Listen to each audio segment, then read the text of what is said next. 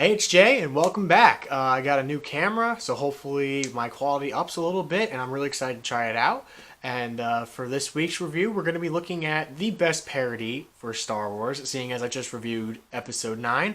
We're going to be looking at Mel Brooks' Spaceballs. Now, this is a straight-up parody of all the Star Wars films, and the great thing about this film is you really don't have to see any of the other Star Wars films to enjoy it. But I feel like if you do watch all the other films, it adds that much more to the experience. So let's get started.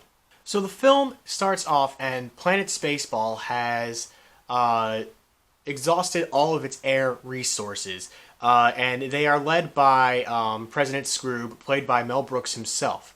And he plots to steal the planet of Druidia's air by tricking the King Roland, played by Dick Van Patten, to give him the code to take down the air shield and steal all of Druidia's air, pretty much ending Druidia as a planet, but then Spaceball will then have enough air to survive.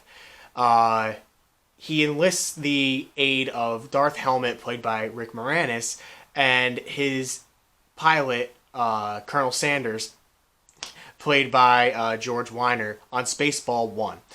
And so we cut to Druidia, where Princess Vespa, played by Daphne Zuniga, is forced to marry a prince who she does not love, and his name is Prince Valium, and he's a narcoleptic guy who just kind of falls asleep and is constantly mistaken for a woman.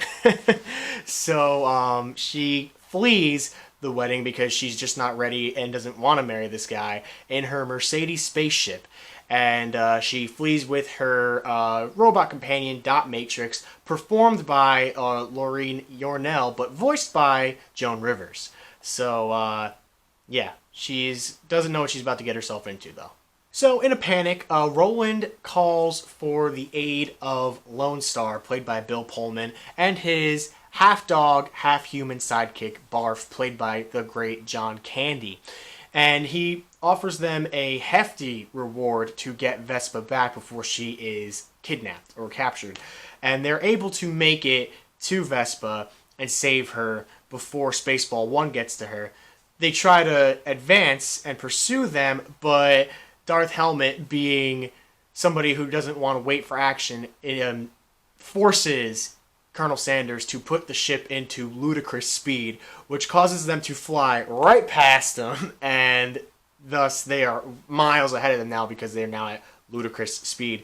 And Colonel Sanders suggests that they slow it down a bit before they go to a stop, but Darth Helmet, who didn't want to put his seatbelt on, wants it to stop so badly that he just orders them to stop. This causes him to fly forward and smash his helmet against the front of the ship. So never go ludicrous speed on the highway, guys. It just won't end up well for you.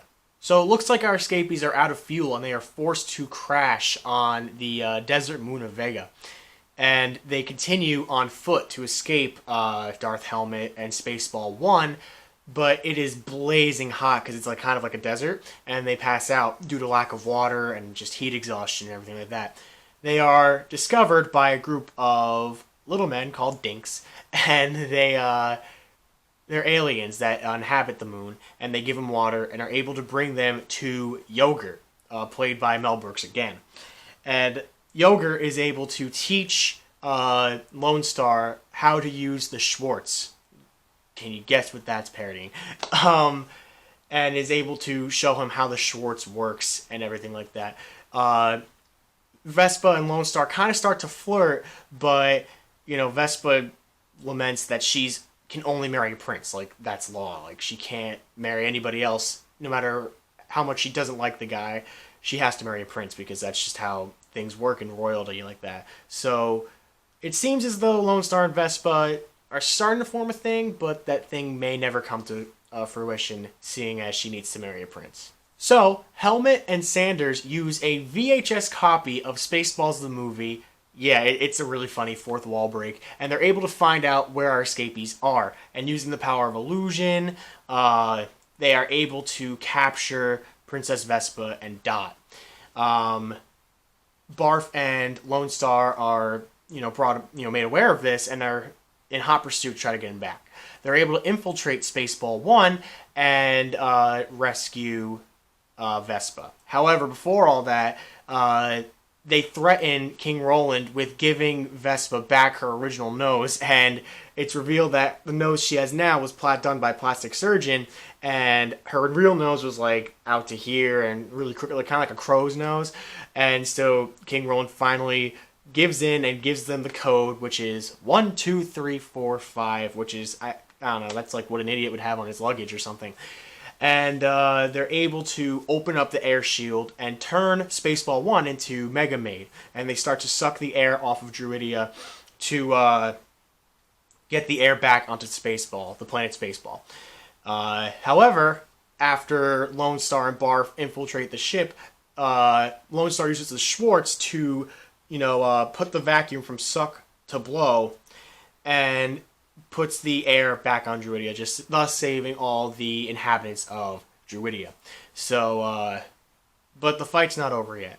So, with the air returned back to Druidia, Lone Star and his gang head to the Mega Maid. And this is where Lone Star has his big battle with Darth Helmet. And they use their Schwartz power to fight. And they're right by the self-destruct button. So real bad place to pick the final battle there, Helmet.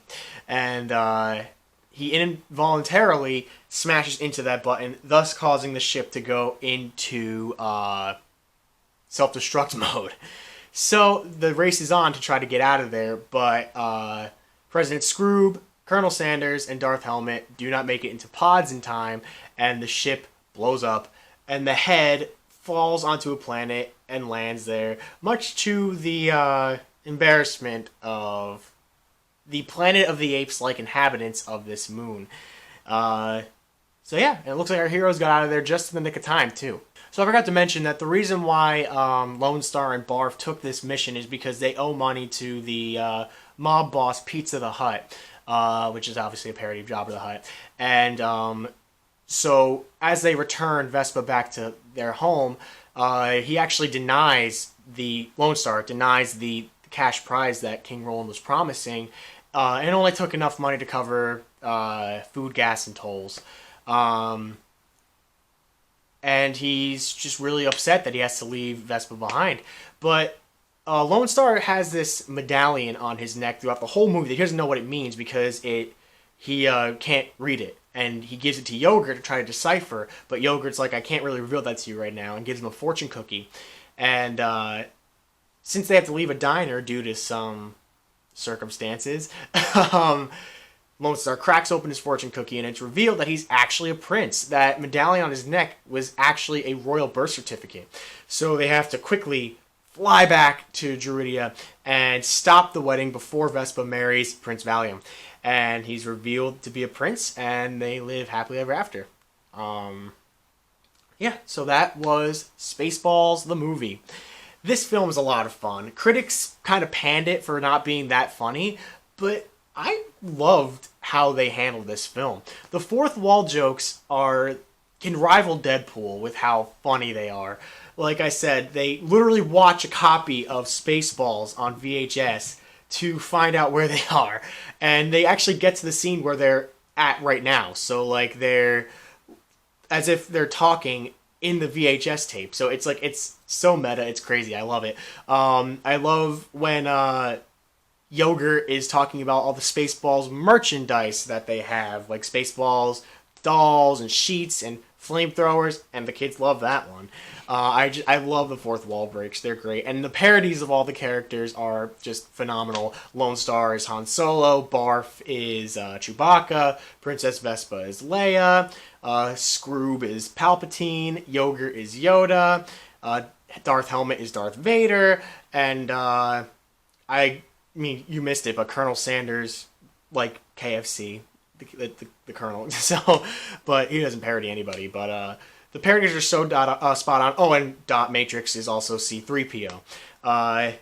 It's just I do enjoy the in jokes as well because while Dot and Vespa are on a ship, Vespa has the classic Leia hair. You know, her hair is in like buns like that.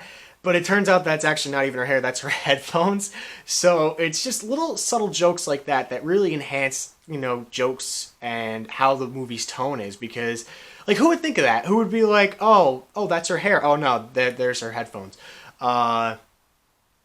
Just really, really great writing. I think Mel Brooks is a genius when it comes to parody and comedy writing. So I'm really happy he made this one. Is it better than Young Frankenstein? No. But few parodies are. Young Frankenstein's a masterpiece. But this one comes pretty close because I think that it captures what Star Wars is without,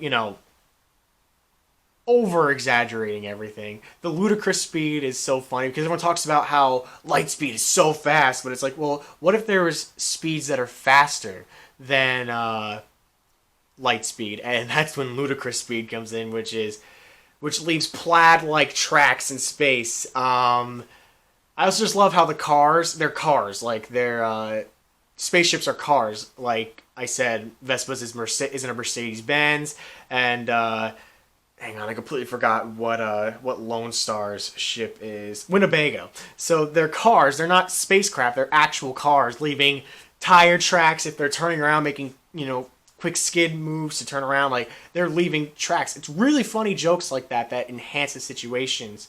And just jokes like half dog, half man. I'm my own best friend. Speaking of which, John Candy. John Candy is such a great actor, and he really knocked Barf out of the park. Everybody did. Having Rick Moranis be the equivalent of James Earl Jones is just like, come on. Like you hear James Earl Jones' voice, and it's it's deep, it's menacing, and then you get Rick Moranis, who's this short little guy with glasses, and it's like perfect juxtaposition. But I think I've gone on long enough about Spaceballs the movie. My final verdict is a 4 out of 5. I highly recommend it, especially if you're a Star Wars fan. Make sure you guys stay tuned next week for what I have in store. And I will be back. Don't worry. Would I lie?